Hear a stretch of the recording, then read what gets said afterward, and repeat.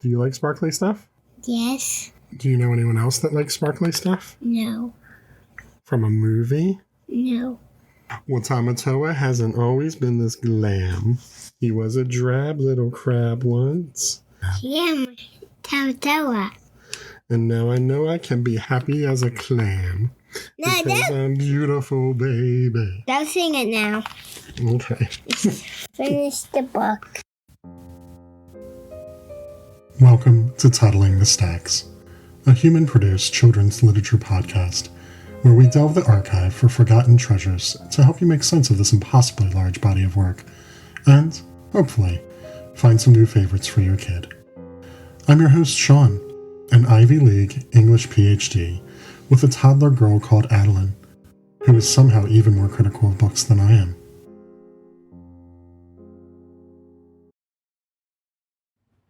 Today, we're going to be looking at 2019's The Gift of Ramadan, written by Rabia York Lombard and illustrated by Laura K. Horton.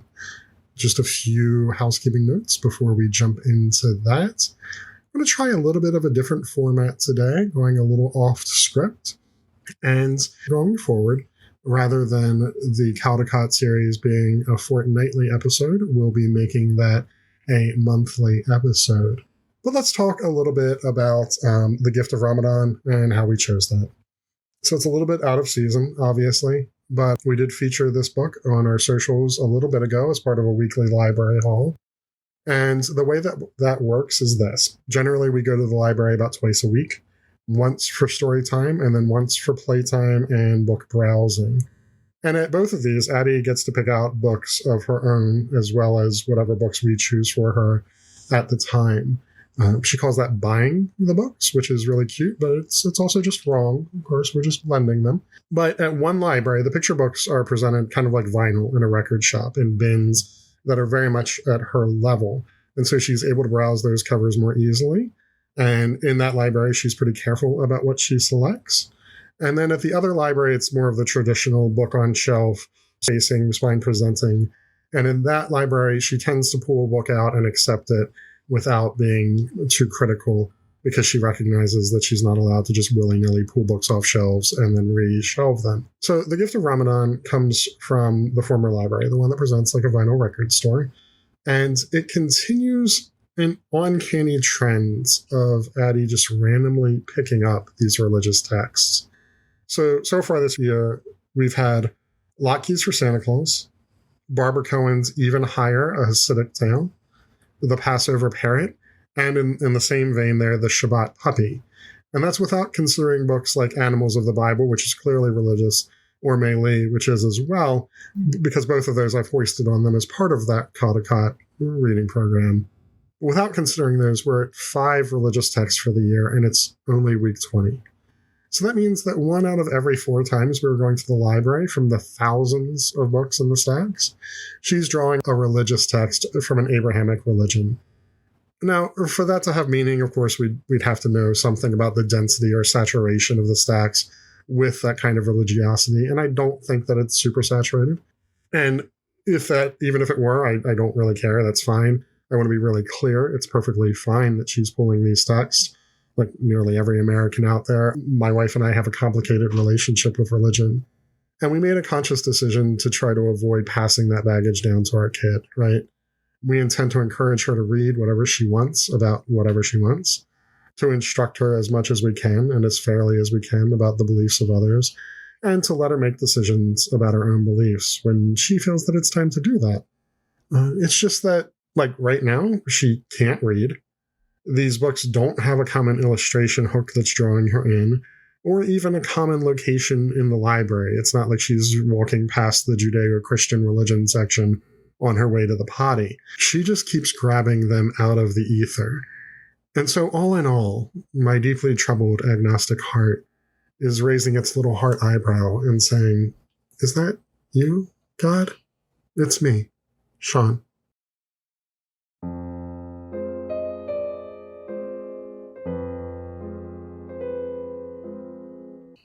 The Gift of Ramadan is the story of Sophia, a young girl who's not yet old enough to have to fast through Ramadan, but nevertheless wants to give it a go. especially when her grandmother tells her that it will make her heart shiny. And just like Tamatoa the crab, Sophia loves shiny. And the trial here starts the very next day, with Sophia awakening before the sun to partake in sahur, the meal that will be the only food she eats until sundown. Because she's young and because it's so early, she falls asleep at the table before she's eaten, and thus kind of underfed. She spends much of the day bemoaning her lack of food. And who hasn't been there, right? Once you realize you're hungry, that is the only thing that your brain can concentrate on. She tries to keep herself busy by doing things like organizing her room, by drawing, by playing with her little brother.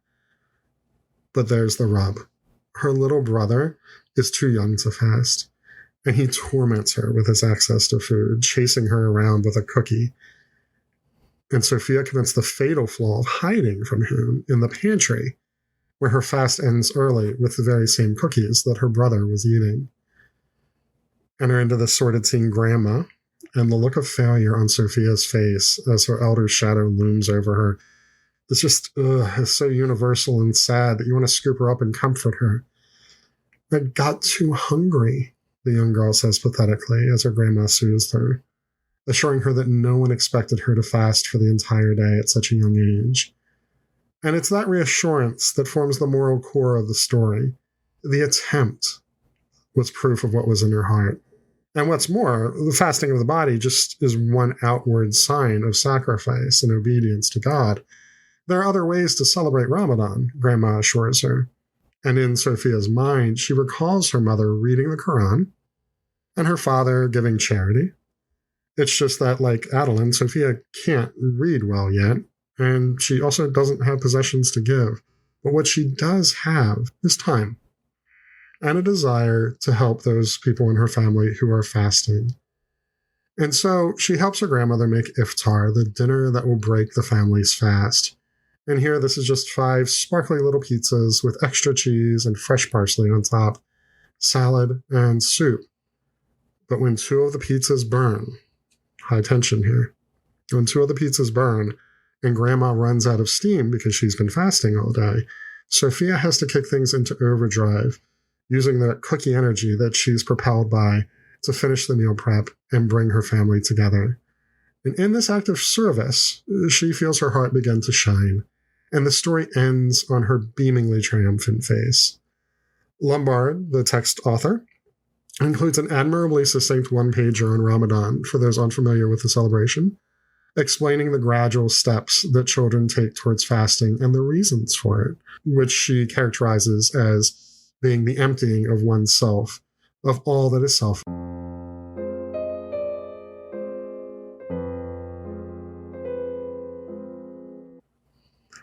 So, in thinking about the gift of Ramadan, I've been thinking a lot about Mac Barnett's make-believe on telling stories to children.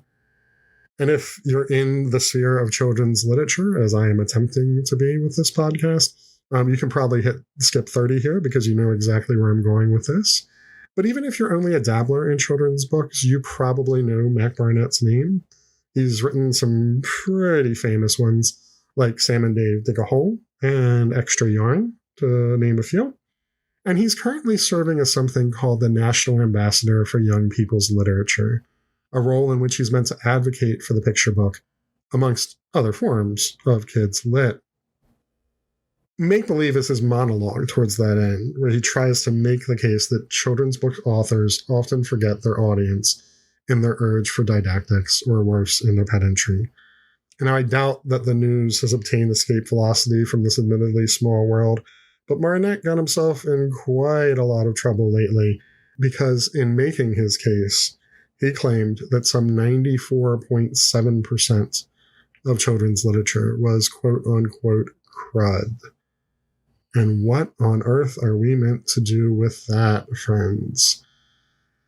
So, in the text, he calls for children's books authors to be the cool aunt, quote-unquote, the one who talks to kids like they're kids and not just empty vessels for us to fill up with knowledge or societal mores, this sort of thing. In short, he wants us to avoid didactics and avoid pedantry, and just talk to kids like they're little human beings whose imaginations are on fire. He also warns us that we all think that we're the cool ants. And I want to put a pin in that because I can't help but wonder here. The reason that he gets himself into trouble with this is, one, just the pure math of the thing, right? So this is 5.3% of children's books that he allows for being good in the total oeuvre. And that is wild if we look at a children's library and think about what that would mean in terms of total books. That's insulting quite a few people. And to be completely fair to Barnett, he has apologized for this. He has said repeatedly that he wished he had said it in a different way, that he had made a stronger, less glib argument. And I'm going to give him the benefit of the doubt there, because in this book, he also does make the case that he wants a children's literature as diverse as life itself. The problem is that right now, children's literature is just straight up under attack, right? We're looking at book banning efforts nationwide. We're looking at agentic artificial intelligence attacking the publishing industry in many ways. We're looking at library defunding. And saying all of this gets us to a basic question of, well, if all of these other books are crud, then who gets to be didactic? Who gets to write good books? Who gets to teach our children? Who are that 5.3%? I have the math right on that. I think that I have the math right on that. And I can't help but wonder, within that notion, if Barnett is not himself guilty of thinking that he's the cool ant. But the question for me becomes kind of, is it possible to write what Barnett wants? Is the impulse to storytelling always one that's didactic in nature? Is it just that we want to avoid the slippage into pedantry and preachiness? That we want to kind of couch our lessons in enough beauty or whimsy to make them undetectable to the palate? Is that what we mean? Is it possible to write a story that isn't giving us a lesson, that isn't filling us with information about how to become an adult? And take, for instance, Sam and Dave. Sam and Dave dig a hole, one of Barnett's most famous stories. It's just about two kids who decide to dig a hole through the earth onto the other side.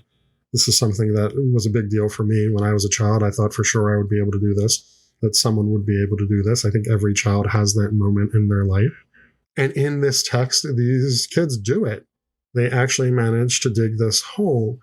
But as they're kind of subterranean, they keep just narrowly missing these grand and increasingly large treasures, because right when they're about to dig through and make a breakthrough, they decide to change course.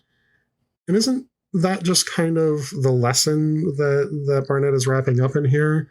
That we have to keep up with our pursuits because success is just often around that last corner that we too often fail to take? Or what about Extra Yarn, which is a story about a young girl who starts off by knitting herself and her dog a sweater, and ultimately has enough extra yarn in this magical box of hers to knit a sweater not just for her entire community in the human sense, but in other agencies as well, clothing animals and houses and trees with all of this extra yarn, to the point where the box becomes the point of interest of a duke who offers her millions of dollars for it, and when she declines, hires robbers to steal it from her, only to find, when he opens the box, that it contains no yarn at all.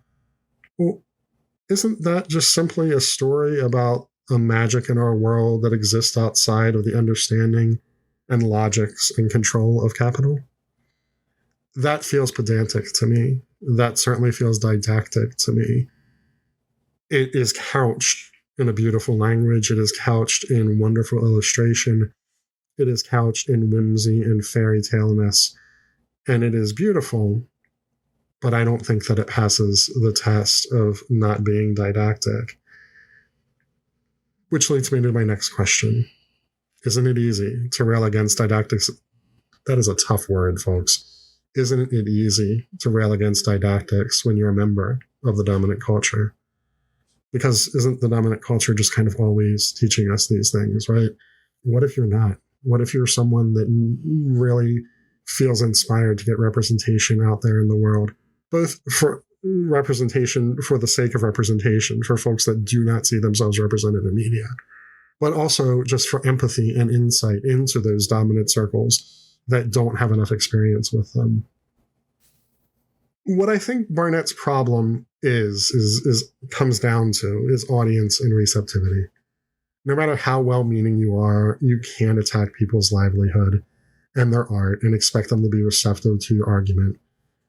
So what does all this have to do with The Gift of Ramadan? Well, this is a book that deals very clearly with the notion of representation that needs to teach a lesson, first, about what Ramadan is, but second, about just the notion that to be a Muslim, to be a practitioner of the faith, the Islamic faith, does not make one an other. To show children that are of this faith that they can be in picture books, that they can lead normal lives, to grant insight to other groups about what this looks like. And this might seem odd because Islam is our third largest religion here in the United States, where most of our listeners are.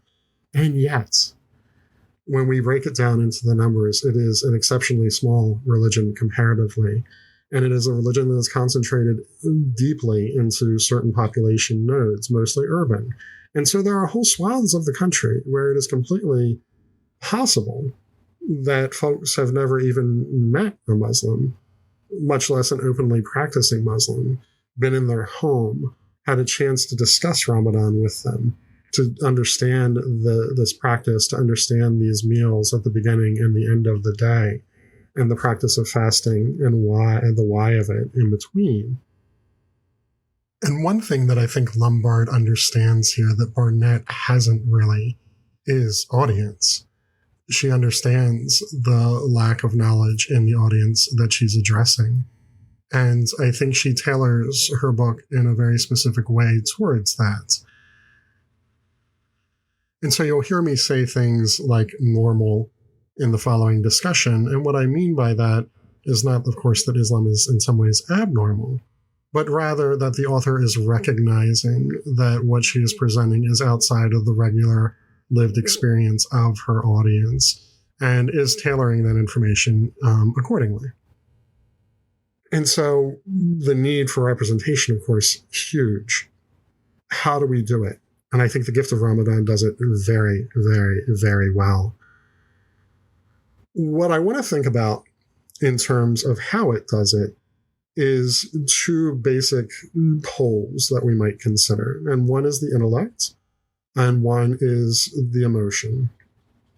And so for the intellect, we have a fun theory from Bertolt Brecht, among others, called distantiation or the alienation theory. And if any of my previous students are listening right now, I'm sure that they're rolling their eyes. But in the end, it all comes back to Brecht, right? Or to put it in a more millennial way, it all comes back to Brecht in the end. Brecht's thought for distantiation or alienation is that one way that we can get people thinking about our world in different ways and understanding our world in different ways is to show them the very familiar in ways that are unfamiliar. And in theater or in film, this comes across as breaking the fourth wall, for instance, or making the artifice of stagecraft very obvious so that you can see, rather than building walls, you draw chalk lines that show where walls might be, which forces us out of this domestic sphere of the home with very familiar walls and forces us to think about the constructedness of it and who has access and who can move between walls and doors in the domestic sphere. Brecht wants to do this because he wants to engage a socialist ethic within his audience. He wants them to think about the methods of control, the methods of capital's movements, and he needs them to be engaged mentally as they're viewing and to be thinking actively about what they're viewing. Because he recognizes that it is very much easier when you go to a play or when you go to a movie to switch your brain off and to simply be entertained, and that you can never create a revolutionary mass or a class consciousness in that mode. There's a danger in that he saw. This has not been exceptionally popular There are certainly things that have done it. I'm thinking of Dogville, the Dogma 95 film with Nicole Kidman. But for the most part, you get a lot of pushback when you start doing this sort of thing. The other side of the coin, though, is just sort of empathy, right? And we could get into the deeper world of this from Greek theater, but I don't think we really need to. All that we really need to do is to show the commonality of the world, to show how normal things are. And then the more that we insert that normalness, the more that we smooth that over and we create the homely domestic sphere, the more that we can insert things that are different without causing any sort of radical pushback. So it's kind of the exact opposite of what Brecht is looking for. Rather than confronting things head on and forcing the intellect to take over for the emotion, we're allowing the emotion to sort of smooth over any bumps in the road. This is precisely what the Gift of Ramadan does. What we're presented with here is just an ordinary girl with an ordinary family, a father who is very kind, a mother who is devout, a grandmother who lives with them. She has a very loving family. She has a little brother who teases her. All of these things are domestic. They are normal. And she has this religious practice that we don't really know much about, maybe. And then we don't get didactic. We don't get preachy about it. We just learn very slowly that this is a thing that happens, that it is something that children are initiated to slowly, and that they are given grace if they happen to fail in it. And that, I think, probably feels very familiar to many religious adherents and doesn't even necessarily need to be coded in religion, right? This is something that it's not super different from a child learning how to play sport. You can learn the practice of this and fail, and everything will still be okay. You tried hard, you get to try again tomorrow. Some of the really intensely beautiful moments that we have in this book are just the means by which Sophia tries to escape her hunger. We see the very normal world of a girl cleaning up her messy bedroom. We see the very normal world of a child alleviating boredom or trying to distract herself through drawing. And we see the very normal world of brothers and sisters teasing one another. Even down to the practice of making dinner. One of the biggest things that's happening in children's literature right now is this notion of making food with grandparents, of generational work of hands being passed down from one to another. This is a cross-cultural moment that is just recognizably universal, right? It is recognizably human. And the Gift of Ramadan does such a wonderful job of this. Even Sophia's face itself and her just incredibly messy hair is so endearing. And it's the thing, I think, that brought Adeline to this text. She said that this is the text with a beautiful princess learning how to cook on it. And there you have it. Rather than a sledgehammer, rather than didactics, rather than not being the cool aunt, as it were, we have a text that very gracefully presents information about another culture. And it gives us a very simple lesson to take away from it, that it is okay to try something and fail, as long as we try hard, as long as we have good intentions, and as long as we are willing to try again if need be. There is no harm at all in failing. And I don't think anyone is beaten over the head with this. I don't think this is crud. And I think it's a wonderful example of how we can create a multicultural and pluralistic children's literature that fits the needs of children, that expands their world, that gives agency to their imagination and treats them as subjects with their own thoughts, with their own understandings, with their own hopes and dreams and desires, even as it inculcates a learning atmosphere that will enable them to grow into more sympathetic and better humans. It's a lot to ask from children's literature. It's a lot to ask from any literature, but I think this is precisely what literature does. This is why I am a literature teacher. I believe that writing and reading make us better humans.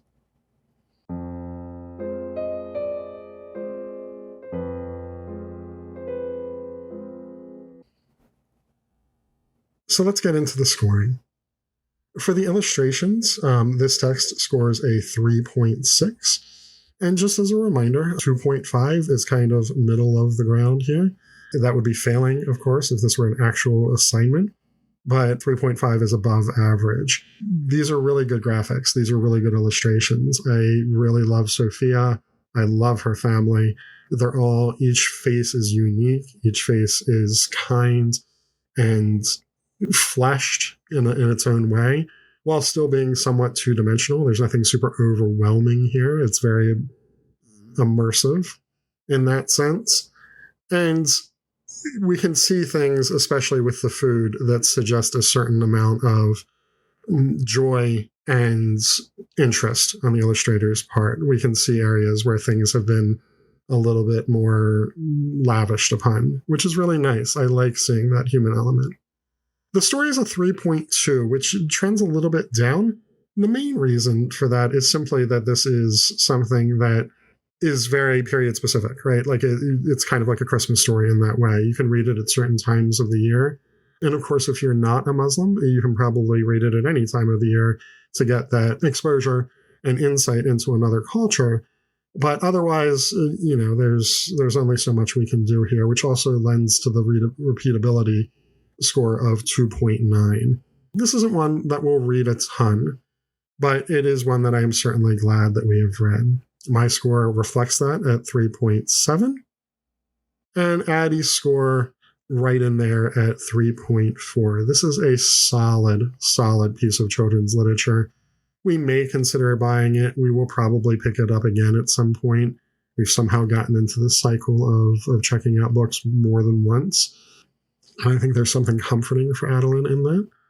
And that places us at an overall score of 16.8. So I really suggest that you give this one a look, especially if exposing your children to a varied world of religious experience is important to you. It's important for us. I want Adeline to be able to understand the world that she's inheriting, the various people that inhabit it. And we live in an area where, thankfully, there is quite a lot of cultural diversity. But you can never really know too much or be too prepared for meeting other folks or to seeing how other people live. There's just so much benefit and so much value in seeing the wonderful variety that our world has to offer. So I hope that you enjoyed the new format. I know that I stutter and repeat myself quite a lot sometimes, but this is also the mode that I've used for teaching my entire life, and I've won awards for it. So I'm just going to put myself out there and hope that you all are receptive to it. But as always, thanks for listening. Stay safe. Get your kid to the library, and please keep on reading together. Bye, y'all. This has been Toddling the Stacks. Make sure to subscribe on YouTube or your podcatcher of choice for new episodes every Monday, and follow us on Insta, Blue Sky, and Facebook for the latest updates.